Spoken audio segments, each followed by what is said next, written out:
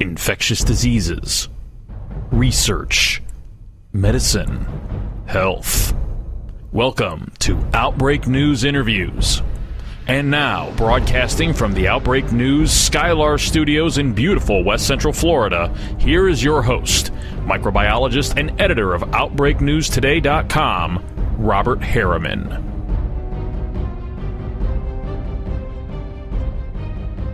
Well, hey everybody, this is Robert, and welcome to Outbreak News Interviews.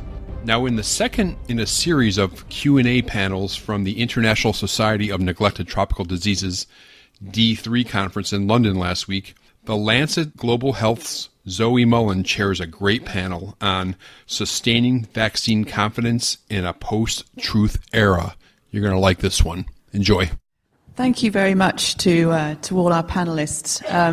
So some really powerful illustrations there of just what can go wrong and how quickly it can go wrong and the sort of devastating effects that they can have. I just wanted to make sure, I think most of the panelists actually gave some examples of what they would recommend to communications people specifically in terms of trying to counter vaccine hesitancy, but I just wanted to give each of you the opportunity to expand on that if you wanted to.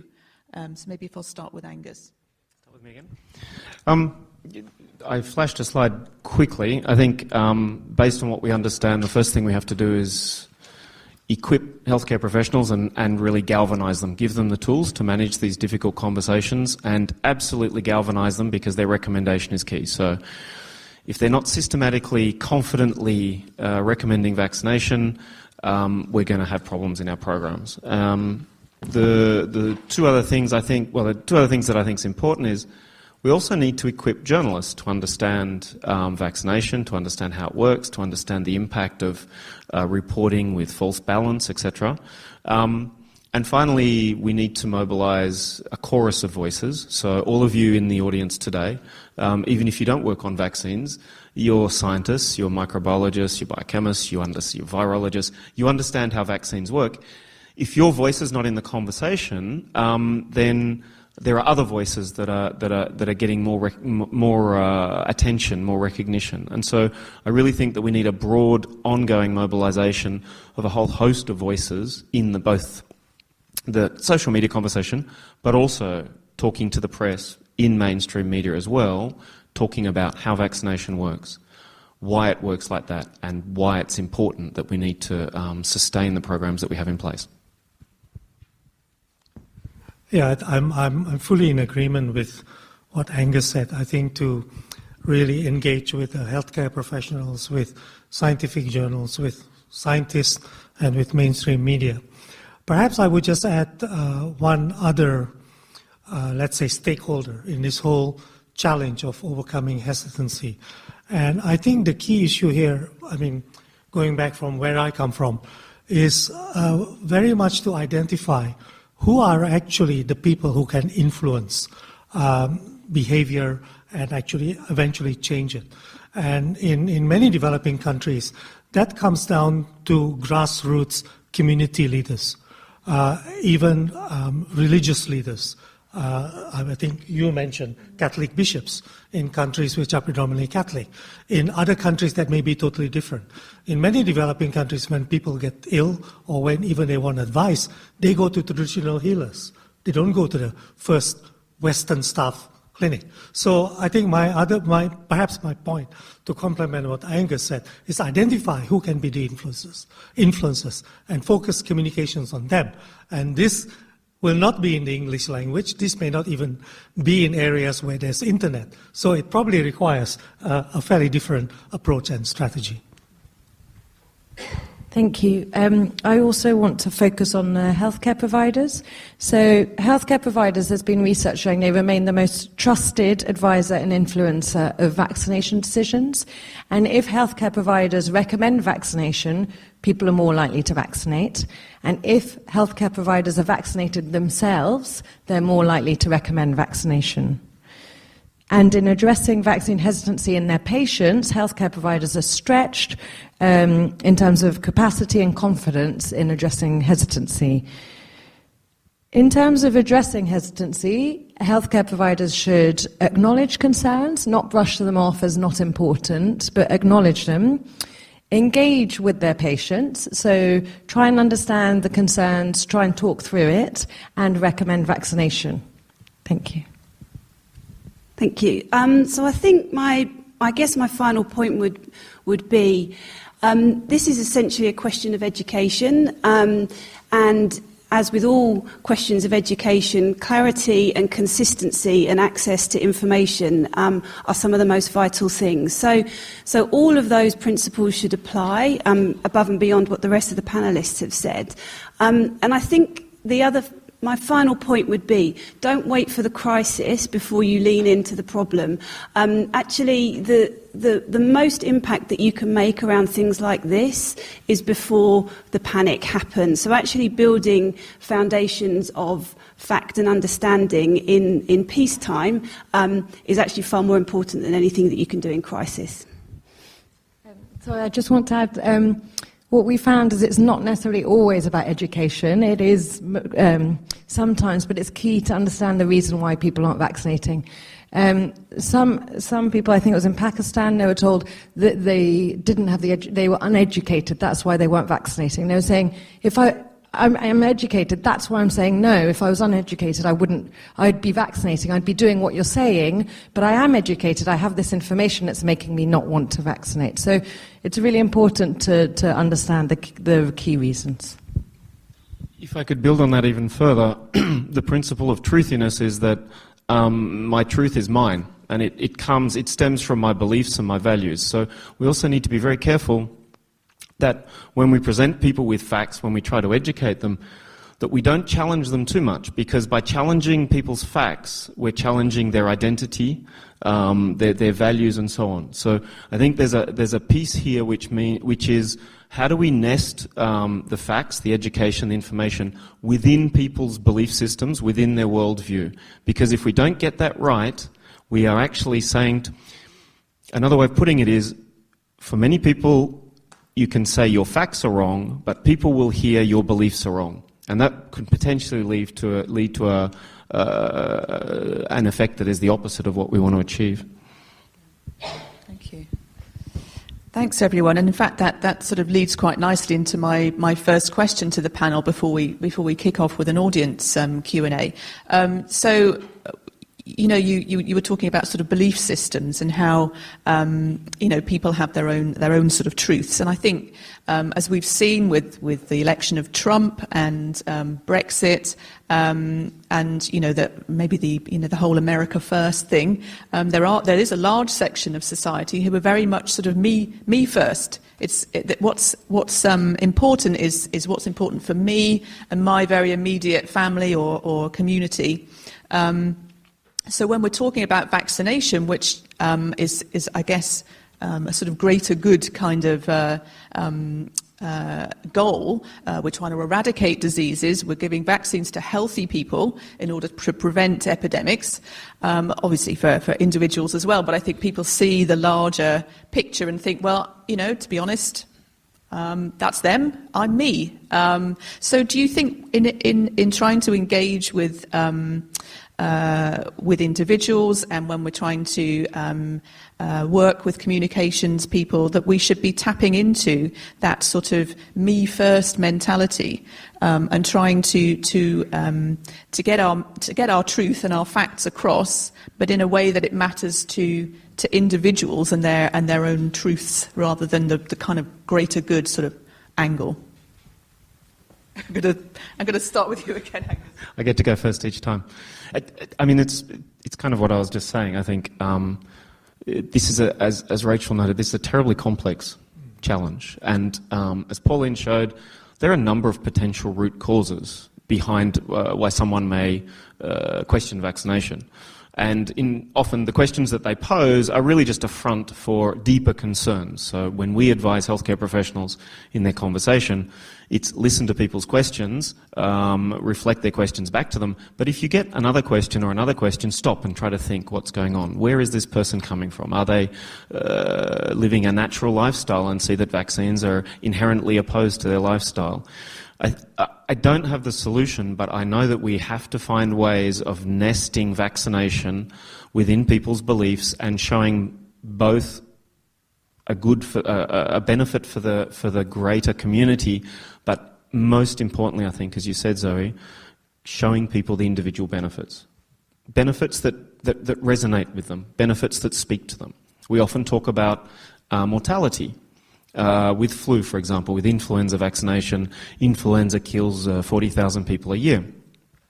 People my age don't even want to think about death. We haven't even started thinking about death. So what is the benefit of communicating to me that I'm going to die from something which I'm not going to believe? If you were rather to communicate to me that, this could increase my risk of stroke, of heart attack, of decompensation of maybe chronic disease that I might have, that I'm vulnerable to this feeling of vulnerability as opposed to a cognitive evaluation of severity. I think this is the direction that we need to go in. But again, it's very complex. Yeah, I guess my quick response to what Zoe put forward is that, yes, it's very complicated. And I think it's so context-specific that it's difficult to sort of say a one-size-fits-all approach will work. I think there are two aspects to this. Firstly, sort of an altruistic appeal to people to say that, accepting vaccines is for the common good of the population as a whole. That depends on what kind of society you are sort of trying to convince to be altruistic. I mean, there are societies where civil consciousness and civil duty, if you like, is very high. Japan would be one example. There are societies where people just accept what the government tells them to do. China, perhaps even Singapore. Okay, so it's very context-specific. There are so-called democracies where people are openly challenging government. So I think it depends on the context of what you are trying to sort of achieve with this. I also wanted to add to Angus's point. So if you communicate the fear of the disease in order to get people to vaccinate, well, if people are not fearing the vaccine, that might work. But if people fear the vaccine, then making them fear the disease will give them decision conflict and they won't know what to do. And that was research done by David Salisbury at Public Health England. So I just pick up really on what the others have said. I think you can be unified in the goal, which is, trust in vaccination, but you should be utterly nimble and flexible in how you deliver that message. There's literally no point in trying to impose a different mindset, language, cultural context to somebody that doesn't understand it. And equally, I don't think it works to impose as the kind of all-seeing, all-knowing expert to somebody who just simply doesn't know as much as you. It doesn't mean that they're stupid or ignorant. It just means that they haven't had access to the same information. So being able to be nimble and flexible about how you do this and tailor your messages and tailor to the context is ultimately the only way you're going to kind of shift perception. Yeah, just want to add one thing that Angus referred to. And I think he referred to, all of us all here in the room as scientists, as physicians, as public health people, to try and do our bit. And I sort of something went off in my head and it relates to courage, and it relates to what Rachel mentioned about reputation. Now, Pauline mentioned that she was asked to go to Japan. I was also asked to go to the Philippines to testify before the Senate. In both cases, I was told, don't do that. It's too political, and there were even fears for my own personal safety. So what do we do? Are we being cowards for not going? Should we be more courageous in defending these principles? I'm just throwing it out there as a reality because I think in the future, some of you, many of you, might be faced with the same dilemma. Thank you. Yes, some great food for thought there. Now, maybe we can throw it up to the audience. I'm sure you all have some more juicy questions. Cam, do you mind doing the roving mic thing? Thank you. There's a gentleman in the middle there.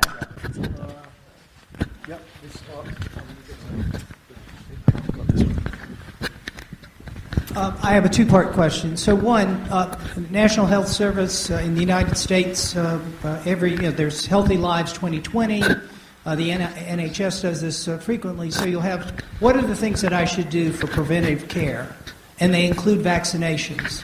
And then there's an evidence base. And it'll say, how much evidence supports this? We know it's not a dichotomous, it's yes or no. There's variability. So what I'm curious about is what your advice would be. We spend a lot of money in these societies to generate the evidence base to then, one, try to convince first healthcare providers who then can use that information to persuade their patients to take a vaccine or whatever that preventative care might be. So I'm wondering if one of the tasks might be to try and make the existing information more consumable. The second thing is I'd just like to challenge this to say that all this individualization that I hear is the theme across the board. If I listen to Angus Dawson, who's an ethicist and has taken this on, he would argue that to try to individualize the choice misses this point, that I'm creating a social good by taking a vaccine. And yes, I can emphasize the benefits to my child or to me, but it's swamping out the benefit to society.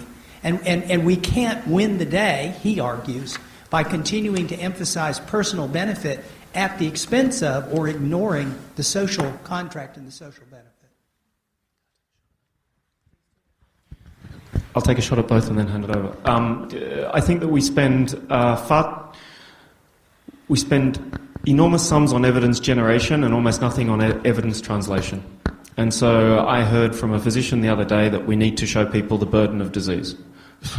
Nobody that I know has a clue what burden of disease means.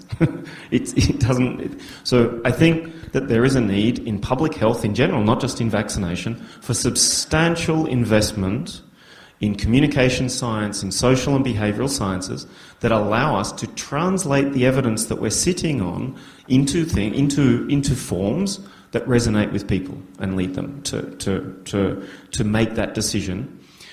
But it's not always a decision. And so, at least with childhood immunisation, the vast majority of people in most countries where we've done the studies just accept vaccination for their children.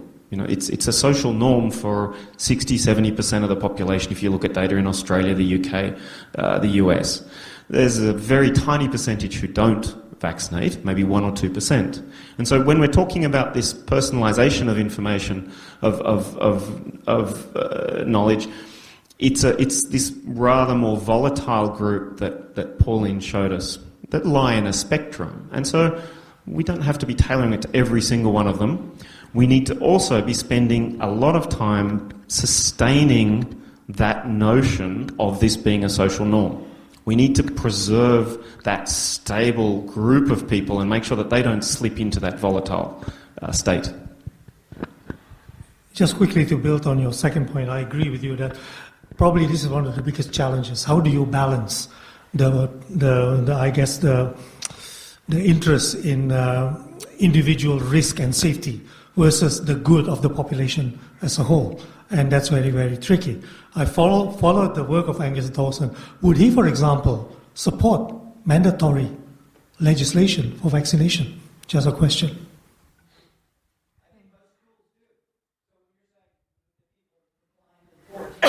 There are 14 vaccinations that are required under the Advisory Committee for Immunization Practices in the United States between 0 and 18. We have very bad compliance on HPV. 20%, I think it was the last number.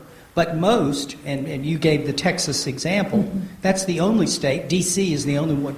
It's no longer true in Texas, but it is true in D.C. that it's a requirement if you're going to go to the school that you have to have these vaccinations, including HPV. So I think there we're mandating compliance.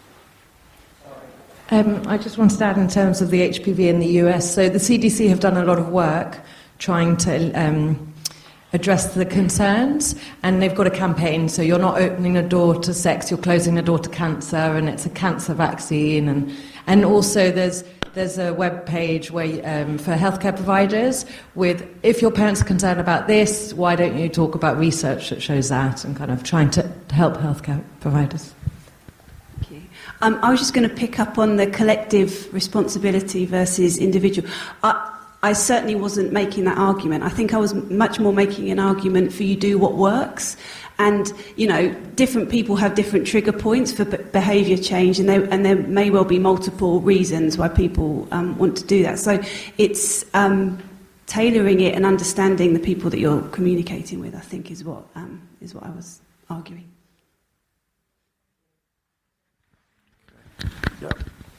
Ian, I've got it from me. If you give your name and affiliation, that would be very useful. Thanks very much. Ian Bolton, Tropmith Pharma Consulting. To go to the question of, to sort of move on from one aspect of what you've all been talking about, that's the question of balance with organisations like the BBC, which are legally required to put a balanced view across. And I should put forward my interest here. I'm the father of an autistic son who had MMR vaccination, albeit 30-odd years ago. And one of the things I always remember in the Wakefield controversy was that you would have, on the one hand, an expert from, some government department who was up to his eyebrows in all the latest statistics and data, and for balance, the BBC or ITN would have the mother of an autistic child who was absolutely 100% convinced that their child had got autism from MMR, from the vaccine. And how does one address that particular problem of the issue of balance in the communication? Maybe Rachel's better equipped, but what I was touching upon in terms of training of journalists, I think, is to alert them to the impact of that kind of false balance, what's called false balance in their reporting. And in Australia, I think the public health community is engaged with the media quite substantially to show them that. And I heard from someone very recently from the UK who suggested that their impression was that there was almost a mea culpa amongst the media here, and that they'd acknowledged the impact that their reporting had and that they were taking a more responsible approach. So I think that it's possible. I think that it takes, dare I say it, education and an illustration of the consequences of that kind of reporting. Yeah, just to build on that, I spent 13 years working at the WHO, and I'm constantly amazed at the level of, let's say, scientific literacy, amongst the different member states of the WHO. And certainly Australia, the UK, maybe even the United States. The journalists tend to sort of have specialized beats, and the health journalists are generally pretty well informed. And you contrast that with many developing countries, where one journalist covers everything. And the Philippines is the one that I discussed, is a good example, where the level of scientific literacy, the basic understanding of scientific concepts is simply not there, and that exacerbates the problem. I mean, I think it's a really pertinent question, and I think it's played out particularly during the Brexit debate, where almost exactly the same thing happened, that you had to have somebody from both sides, and actually what you were doing was skewing the balance by doing it. I don't have the answer. I think some of the answer lies in you have to make these arguments over the long term, and you can't make them just in the moment when it's just a debate between two very polarised views. And that's just to the case about making the case and doing it in times where you're not up against it as well as when you are, and that there isn't a magic solution to this. You've just got to keep on keeping on, really.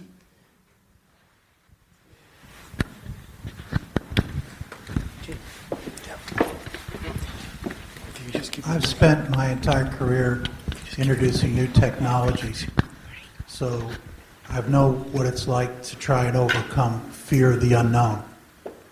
And I think you're right. You have to present the data, but you also have to show them how they came to that data. And then use it as an example to how to make up your own mind. But at the end of the day, the individual has to make up their own mind. So if you give them a model on how to do that, then they'll make up their mind and come up to a solution. But you need to take emotion out of the context. And And the best way to do that is like you said, an introduction of the facts, how they came upon the facts, and then how to make your own decision. At the end of the day, it's up to the individual. Great point. Anyone want to reflect on that? I'm not sure I agree 100%. So Paul Slovic, one of the really great psychologists who's spent a lot of his career looking at risk, has a book called The Feeling of Risk. And what we understand is that we feel risk, we don't calculate it a lot. So I think that there is a place for emotion, but it's a carefully calibrated emotion that helps people feel risk and doesn't just tell them to calculate it. It's an emotional calculation rather than a cognitive calculation. And we have quite a lot of data that suggests that, at least in vaccination of adults, this is what matters. It's not disease severity, it's my feelings of vulnerability and simply my feelings of likelihood. Am I likely to catch this? And if I catch it, am I vulnerable? And then on the other side, a little bit more calculating, a little bit more cognitive perhaps, is I have to have a solution straight away. You can't tell me there's a risk without giving me a solution, otherwise I do nothing. If you tell me, as Pauline noted, there's a risk and I have you generate fear from the risk and I have fear of the solution, I'm only going to have more fear. So you need to reach that balance. And it's a balance between calculation here and calculation here. And risk communication science knows this stuff. I just wonder why we don't have more of them in the room every time we talk about this subject. Yeah, I was going to say, I agree with what you said. The risk is always there, and there are always going to be some emotion. Maybe an expert on cognitive dissonance would help you with your communications. We're working with them. I think it's really important. When I first started looking at this subject 8 years ago, I'm trained as a molecular biologist, a molecular geneticist. The first thing I said was, the people that I work with in vaccination don't have the answers to this problem, because if they did, we wouldn't have a problem.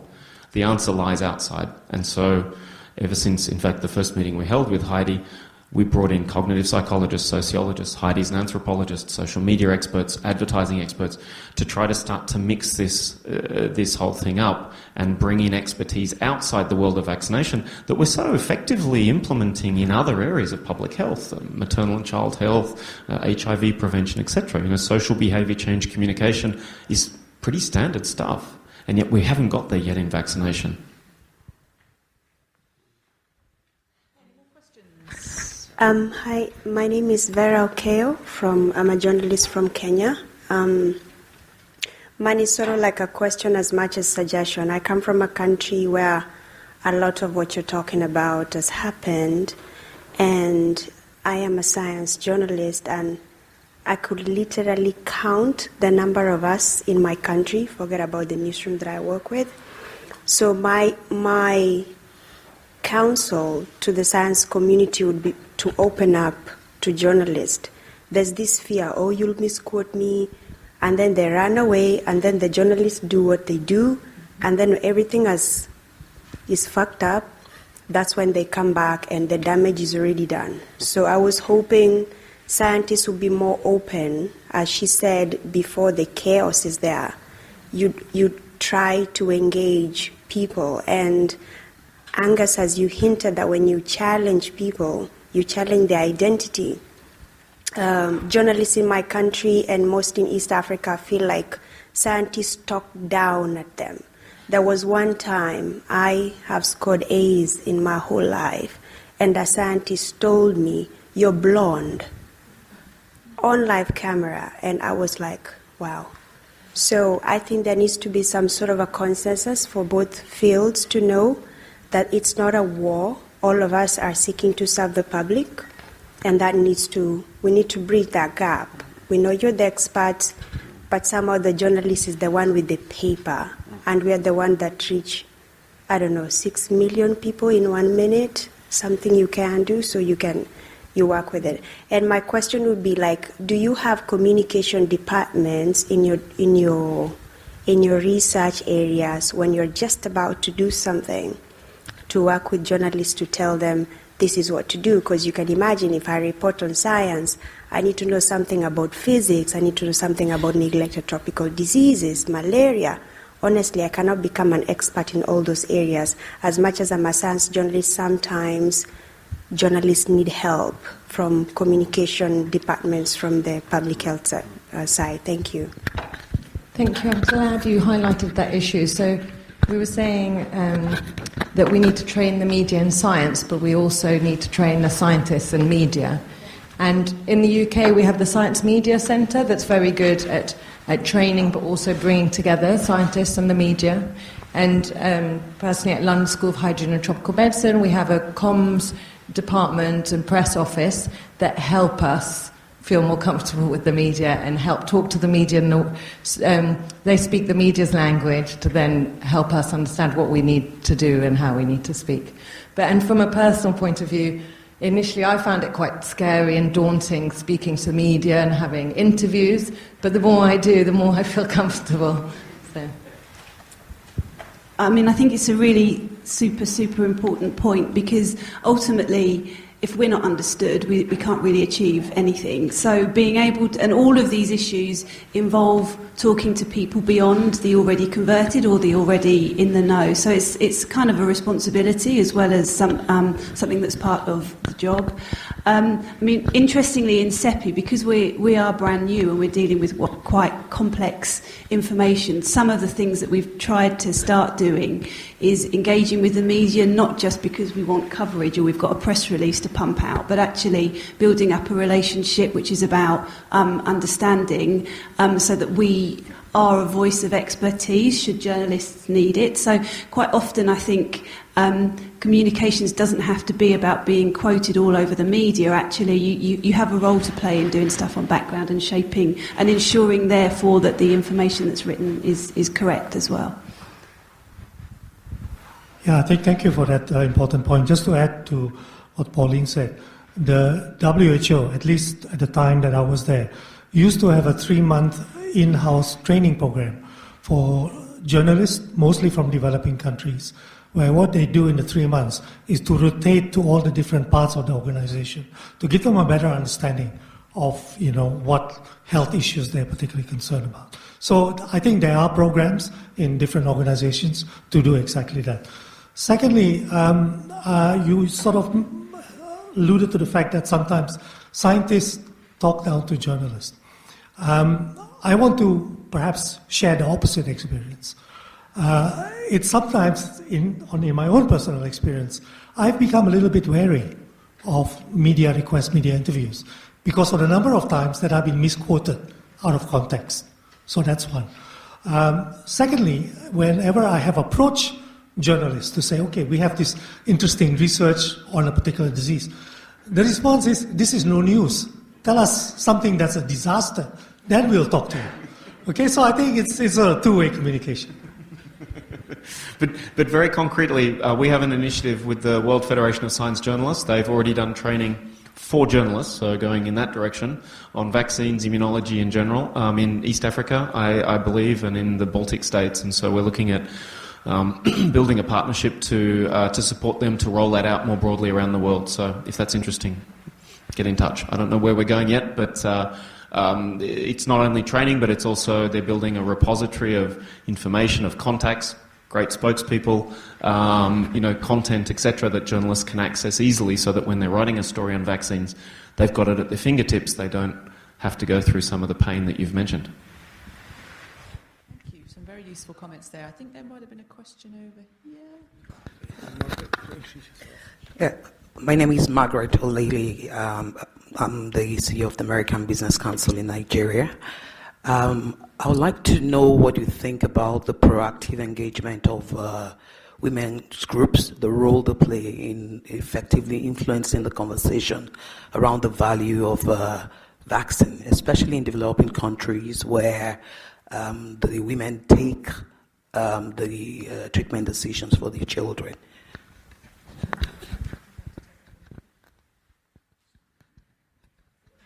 Yeah, that starts with me.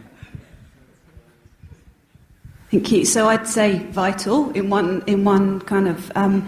word, and I think this plays back to one of the earlier points that was made, is that we need to understand who has the influence within the worlds that we're trying to influence, right? So if it's women's groups that have huge sway over these kind of decision rights, then we 100% should be speaking to them.